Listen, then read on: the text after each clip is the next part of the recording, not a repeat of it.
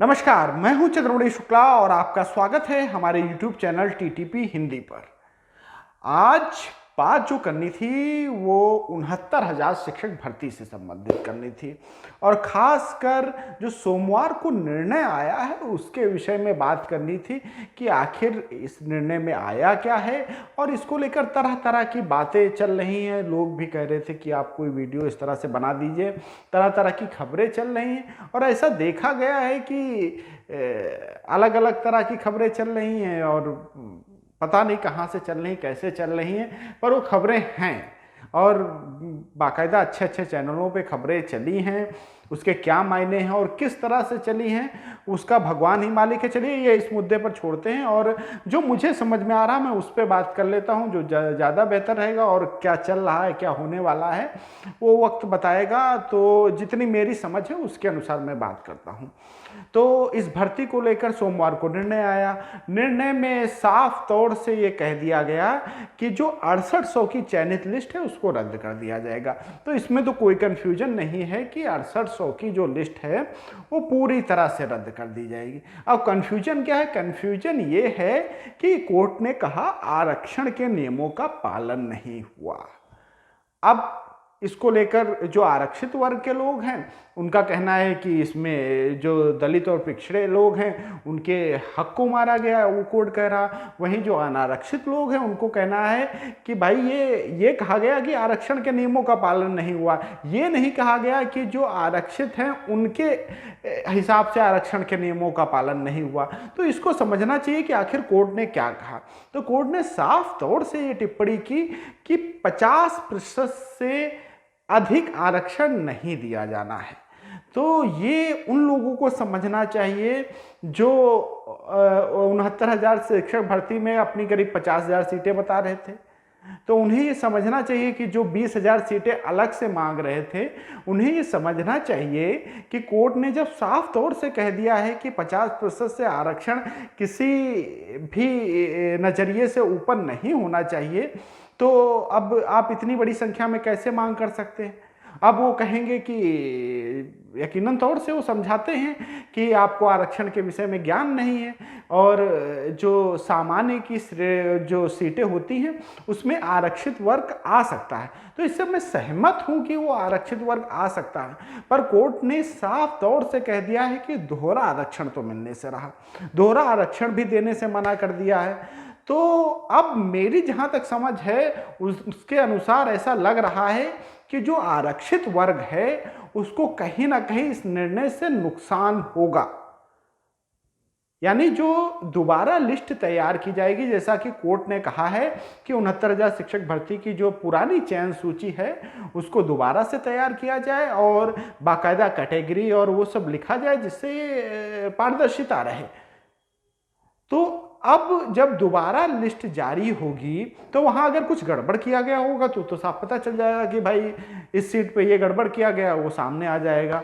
लेकिन अब जो लोग कह रहे थे 20,000 सीटें, तमाम तरह की बातें कर रहे थे, तो उन्हें ये समझ लेना चाहिए कि अब अगर यही कोर्ट का निर्णय रहता है और इसके अनुसार अगर लिस्ट जारी की जा सकती है तो एक संभावना ये है कि सामान्य वर्ग को फायदा ना हो, लेकिन एक संभावना ये कतई नहीं है कि आरक्षित वर्ग को फायदा होने जा रहा है, क्योंकि आरक्षित वर्ग की अब जो संभावनाएं थी वो लगभग समाप्त हो चुकी हैं। अगर फायदा होगा कुछ सीटों का तो सामान्य वर्ग का ही होगा, क्योंकि कोर्ट ने साफ तौर से कह दिया कि दोहरा आरक्षण नहीं दिया जाएगा। अब यानी जो 97 नंबर पे पास है उनके बाद में जो एकेडमिक जुड़ेगा और उसके अनुसार ही वो लिस्ट तैयार होगी। पर कुछ लोग तमाम तरह के तर्क देंगे, तमाम तरह की बातें करेंगे कि ऐसा होने जा रहा है, ऐसा नहीं होने जा रहा है।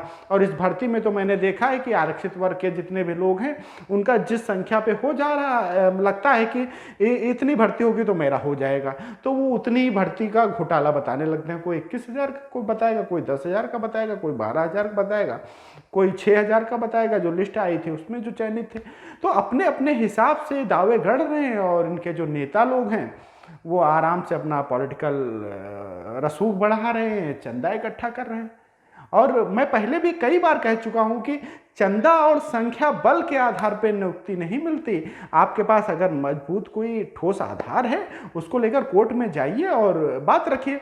और आप किस आधार पर रखेंगे कि भाई आप जो ओबीसी और दलित का बात कर रहे हैं, वो आप अगर उनके हित के सही रक्षक होते तो आप इस तरह के मुद्दे नहीं उठाते, जिससे पूरा ओबीसी का नुकसान हुआ है। आप ये समझिए, जो निर्णय आया है उससे ये अंदाजा लगाइए अब आने वाली भर्तियों में भी दोहरे आरक्षण का ओबीसी और जो दलित समाज है उसको आरक्षण नहीं मिलने वाला। अब ये कोड जो भाई कोर्ट का निर्णय है, अब ये आगे भर्तियों में इसे रखा जाएगा कि भाई ये निर्णय इस तारीख को आया था, ये कोर्ट ने इसने कहा था। और ये तो इतने बड़े दुश्मन हैं कि अपने कुछ लालच के चक्कर में जो नौकरी पाए हुए लोग हैं उनके पीछे पड़े हुए हैं।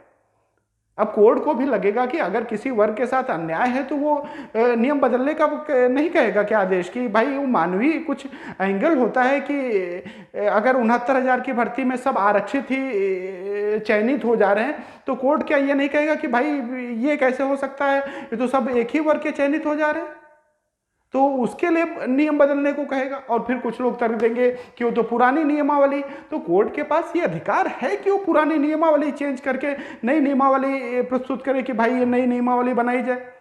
या फिर आप इतना दबाव बना लें सरकार पर कि सरकार अध्यादेश लेके आ जाए कि भाई नहीं ये, या कोई विधेयक वगैरह है कि भर्ती में भाई ये आरक्षित वर्ग को 100% आरक्षण दिया जाएगा, तब तो दिया जा सकता है। पर इस तरह से नहीं कि आप दबाव बनाइए या आप अपने समाज का नुकसान करिए। अब जो लोग चयनित हैं उनसे पूछे जाके कि उनके दिल पे क्या गुजर रही।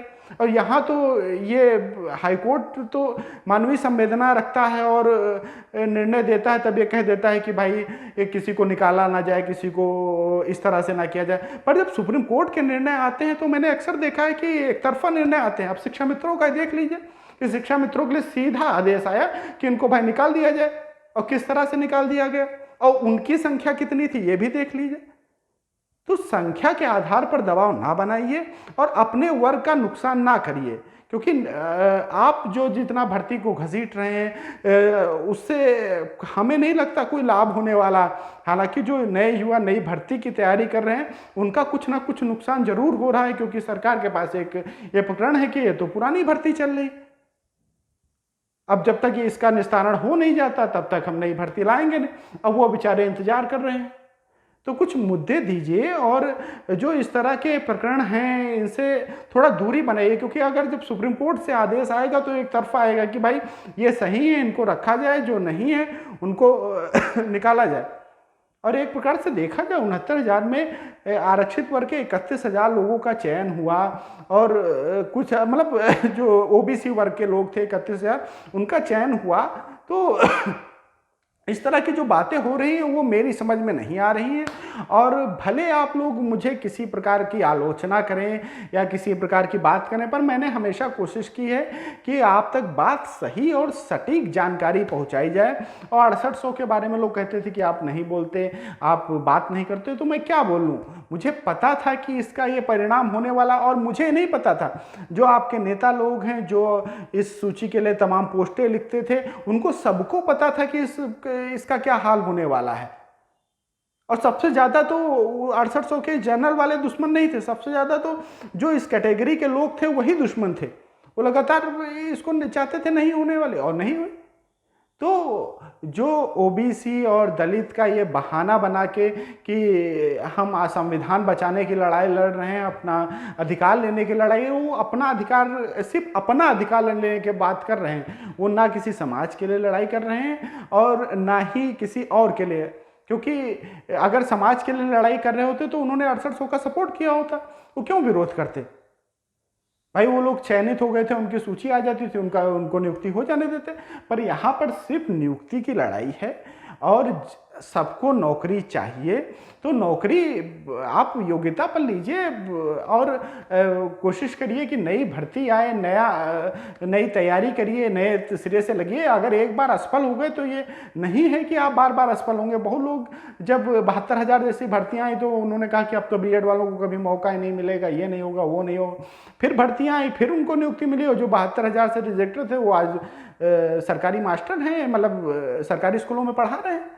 तो उम्मीदों से ना हारिए और जो संघर्ष करने का तरीका है उससे संघर्ष करिए, तो आपको ज़रूर सफलता मिलेगी। और जहाँ तक कि मेरी बात है तो मैं कोशिश करता हूँ कि आप तक सही जानकारी पहुँचाई जाए। और कुछ लोगों को उस समय बुरी लग सकती है क्योंकि जो सच होता है वो कड़वा होता है, लेकिन मेरा उद्देश्य कभी ये नहीं रहता है कि मैं किसी समाज या किसी लोगों का उपहास करूं या उन्हें नीचा दिखाऊं। मेरा उद्देश्य सभी को रहता है कि सभी को एक साथ लेके चला जाए, और जहां मेरी जो भी ज़रूरत होती है मैं उसमें मदद करने की कोशिश करता हूं। और रही बात पत्रकारिता की, तो पत्रकारिता में भी मेरा यही नज़रिया है कि जो भी मैं प्रकरण उठाता हूं उसमें मैं अपने आप चिंतन करके वो प्रकरण उठाता हूं और कोशिश करता हूं कि उसको अंजाम तक पहुंचाया जाए। तो फिर से आप लोगों से निवेदन है कि आपसी सौहार्द ना बिगाड़िए। फेसबुक और ये जो सोशल मीडिया के प्लेटफॉर्म हैं वहाँ पे कमेंट करने से कुछ नहीं होता। अगर आपके पास कुछ तार्किक चीज़ें हैं तो आप कोर्ट में रखिए, उस पर निर्णय आएगा। और अगर आपके पास तर्क नहीं है तो आप बिना मतलब की बहस ना करिए। आखिरी में एक आपको चुटकुला भी सुनाऊंगा कि जैसे कि आप बहुत फेमस चुटकुला है और चूँकि इससे कुछ जुड़ाव लग रहा है तो हमने सोचा कि इसको सुना दिया जाए, क्योंकि तर्क और वितर्क का कोई वो ओर छोर ही नहीं होता है। तो होता क्या है कि भाई एक कंजूस आदमी होता है, तो उसका एक नौकर होता है, तो उसके नौकर का जैसे मेरी आंखों में चश्मा लगा है तो उसको मतलब कि उसको दूर का नहीं दिखता है, तो अपने मालिक से कहता है कि भाई मुझे दूर का नहीं दिख रहा मालिक और मुझे चश्मा दिलवा दो। तो मालिक उसको सूरज दिखाता है, कहता है भाई ये सूरज दिख रहा है? तो कहता है हाँ दिख रहा है। तो कहता है कि भाई तुम्हें और कितना दूर का देखना है? समझ गए ना आप कि तर्क कोई भी किया जा सकता है, अब उसके पास कोई जवाब नहीं है।